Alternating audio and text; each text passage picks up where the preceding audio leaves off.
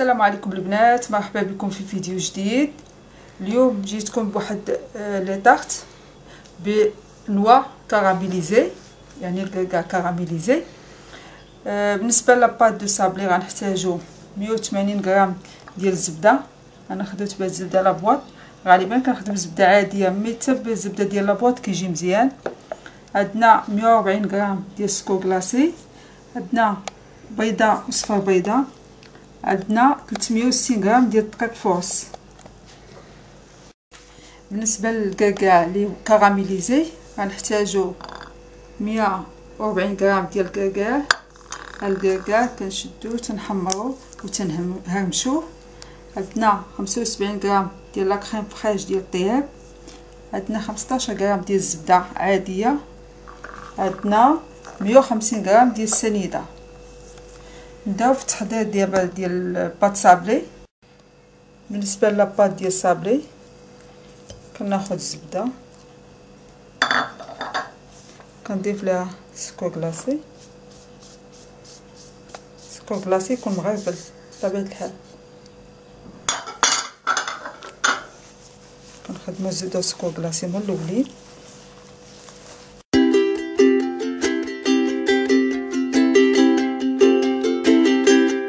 هنا كما كتشوفوا من خدمنا الزبده والسكر كلاصي حتى ولات بوماد.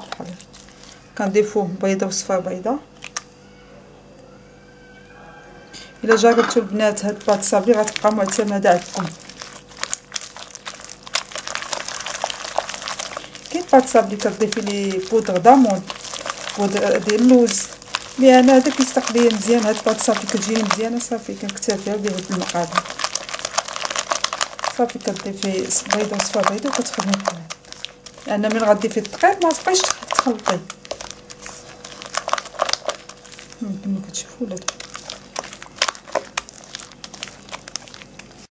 بالنسبه للبنات الدقيق كنرميو دفعه وحده، انا ما كيبغيش يتخدم. كما كان 360 غرام صافي. كنبدا نجمع صافي، ما كنخدمش دابا غير تنجمع.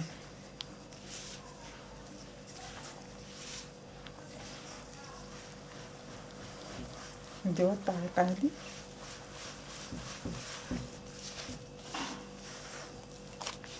يعني 360 معبوعه.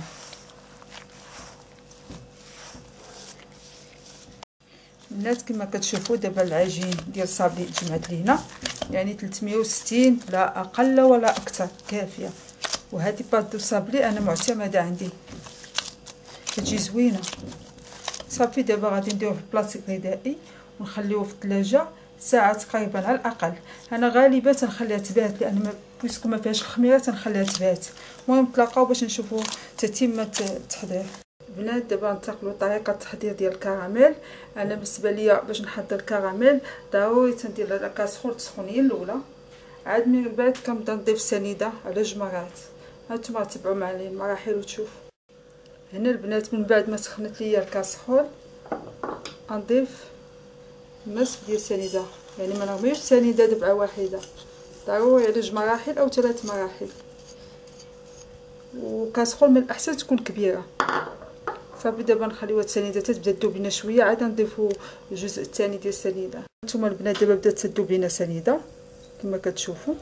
غنضيفوا الجزء الثاني ديال السنيده، خليو السنيده تولي كراميل ونتلاقاو. البنات كما كتشوفوا السنيده هي دابت ولات كراميل. باش نصحكم البنات ما تحركوش السنيده، كيما توضعوها تنقصوا لها العافيه مهيله حتى تولي كراميل. من بعد غنضيفوا لها لا كريم فريش. غنضيفوا دابا لا كريم فريش، نكونوا ديجا مسخنينها كما كتشوفوا البنات.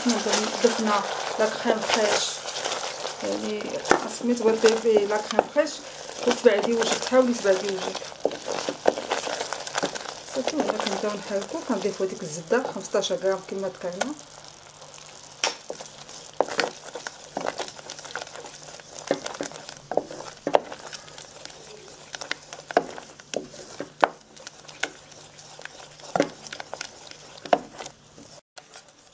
ملي تضيفوا البنات لا كريم فريش والزبده كتبقاو تستمروا في التحريك فوق النار تيتمازج لينا الخليط. في هذه الحاله غنضيفوا الكركاع ديالنا اللي ديجا حمرناه وهرمشناه. كنحاولوا نخلطوا باش الخليط ديالنا الكركاع ديالنا يتلبس بهذا الخليط كما كتشوفوا. صافي تحيدوا من فوق النار. البنات دابا خرجنا العجينه ديالنا بعد ما ارتاحت واحد ساعه المكانه. هي من المستحسن بور لي طارت تبات العجين، مي دابا انا مزروبه اضطريت انني ساعه درتها في الثلاجه. دابا غناخذوا بلاستيكه كنحاولوا انا يعني بدي كنخص البنات اللي يلاه بادين تبارك الله كلشي تيعرف. تناخذ بلاستيك عاديه تنحاول نقطع من هاد الجوانب صافي. تنحطوا العجينه في الوسط نسرحوا بات صابلي ديالنا بهذا الشكل هذا.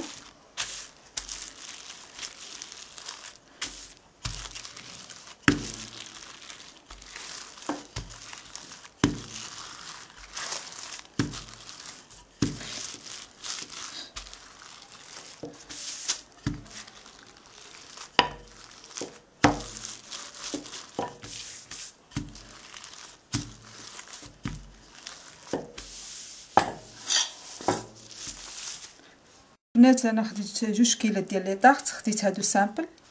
السمك ديالهم كاين بعض الاخوات يقولوا لي ضروري تقولينا شحال ما بين هنا وهنا. 4 سنتيم 4 سنتيم. وخديت هاد النوع ديال لي طارت. مي يبقى هاد لي مو تيبقى اختياري يعني على حسب الوشوه ديالك. بالنسبه لهاد الشكل هذا ناخذوا هاد المرشم هذا 50 هذا وغنقطعوا العجين ديالنا بهذا الشكل وغنلبسوا السهك هذا المول ديالنا هذا بهذا الشكل هذا. كنبقاو نديرو في الجوانب. حاولوا نثبتوا العجين ديالنا في الجوانب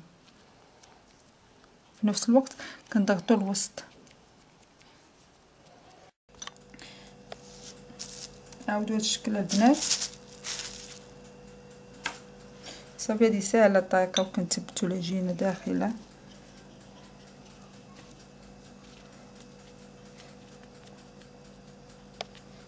كنثبتوا غاديين وكنضربوا وكنثبتوا العجينه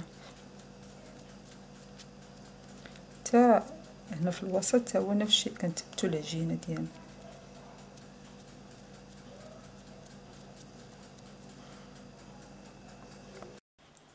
البنات كناخذوا هاد الساكل. بالنسبه لهاد الساكل كنقطعوا بهذا الشكل. خاصو يكون العجين بارد هو الساق في الساكل. كنقطعوا سميطات.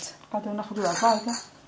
بالنسبه لهاد الساكل كناخذوا العبار ديال هذا بهذا الشكل تنقطعوا على العبار ديالو. كنحاولوا نلبسوا هاد السميطات داخل العجين وميم طون كنلصقوها. نطلب من البنت تقرب وميم طون كتلصقيها في الجناب وكتحاولي تلصقيها في العجين داخل. تلصقيها مع العجين داخل. كنستمروا بهذا الشكل هذا. حنا كندوروا بشكل دائري.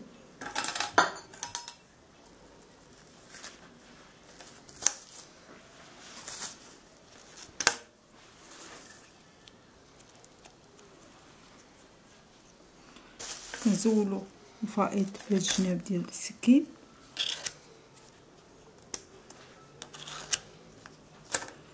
نحاولوا نكملوا لا فينيسيون ديالنا ديال لي طارت بشكل دائري. هنا غادي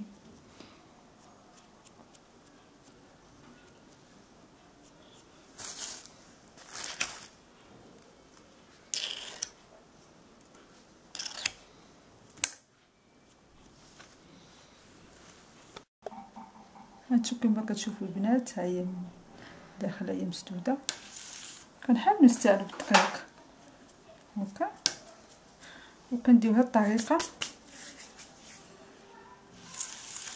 باش تفي لينا لا طارت من تحت كما كتشوفوا باش اي بارت حشوه سائله ما تسيحش لينا من تحت. غنوريكم وحده اخرى. نعاودوا وحده اخرى. غنشدو الساكل ديالنا وغنطراسيو فيه العجين. نقدروا ناخذ الساكل الاولى كانت جامده، بقى العجين جامده، من في هذه الحاله نقدروا ناخذ الساكل ديالنا نستعملوا شويه دقيق، ناخذوا العجين ديالنا نوضعوه فوق الساكل، نقطعوا السميطات، نلبسوا ديال الساكل ديالنا بالعجين السميطات اللي قطعنا ونحاولوا نديرهم داخل الساكل ومنطو كنلصقوا مع العجين اللي عندنا تحت.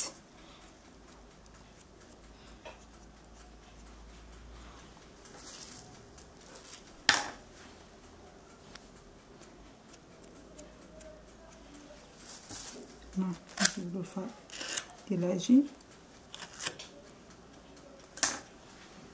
نحاولوا نضغطوا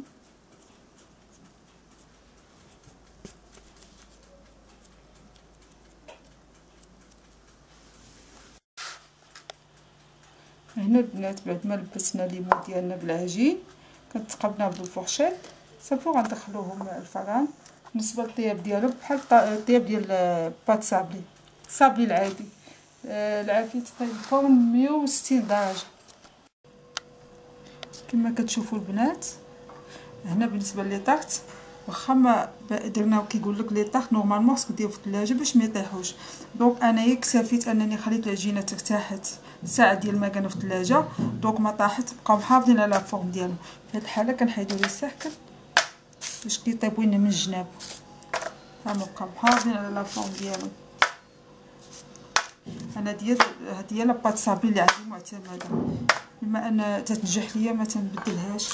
ان شاء الله غنعطيكم باط صابلي ثاني فيها بودر داموند، اللي بغى يدير اللوز ممكن ينقص من الدقيق ويعوضو باللوز.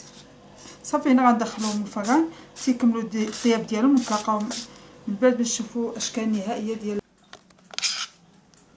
هنا البنات من بعد ما طابونا لي طاحت غنبداو نعمروهم بهاد كاع كراميل. على فكره البنات تبعوا المراحل، سنيده اين فوا كتحطيها فوق النار ما تحركيهاش نهائيا، عافيه مهيله باش تنجح لك الوصفه. انا كنأكد على هاد المساله ديال سنيده، ولا كان فخاش بطبيعه الحال تكون سخونه كيجيو بنان. هاد لي طاط كيجيو بداد، جربوهم وردوا لي الخبر. كنتمنى انهم ينالوا الاعجاب ديالكم. صافي نكملوا هاد الطعمه ديال لي طاط ونتلاقاو باش نشوفوا الاشكال النهائيه.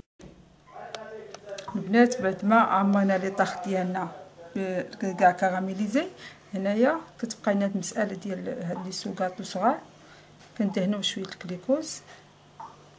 صافي تنحطوا لي طاط ديالنا كيمشيو مع لي سواغي. كما قلنا كندهنوا هاد السوغاطو بالكليكوز، كنحطوا لي طاط ديالنا بهذا الشكل، ونتلاقاو باش نشوفوا. البنات هذا هو الشكل النهائي ديال لي طاط كراميليزي. نتمنى انه ينال الاعجاب ديالكم، وكنتمنى انكم تجربوا هاد الباط صابلي، لان ان شاء الله غتجربوها غتبقى هي المعتمده عندكم.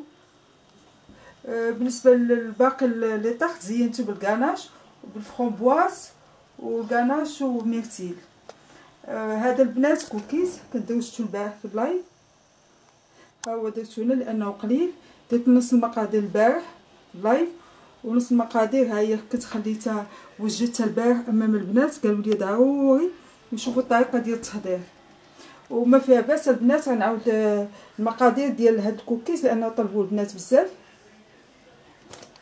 بالنسبه للغريبه كوكيز بالشوكولا فيها 90 غرام ديال سنيده، فيها بيضه كامله، فيها قريصه الملح، معلقه صغيره ديال نسكافيه، معلقه صغيره ديال الكاكاو، 50 غرام ديال الشوكولا ريج اسود، 160 غرام ديال اللوز كطحنوه بالقشره ديالو، بعد ما مسحناه كطحنوه بالقشره ديالو، فيه نص خماره. وللتزيين عندنا باطا كلاصي او شوكولا اون غوباج، وهاد سكر غرانولي. هاد السنيده الغليظه كما كتشوفوا ما كدوبش في الفرن، بالنسبه للطياب ديال البنات بحال الطياب ديال الباله. غادي كنتمنى انها تنال الاعجاب ديالكم، لانها كتجي مع الكو زوينه. يلا البنات بالصحه والراحه، وما تنسوناش البنات باللايكات والبارطاج مع العائله باش تعم فائده بصحتكم وراحتكم.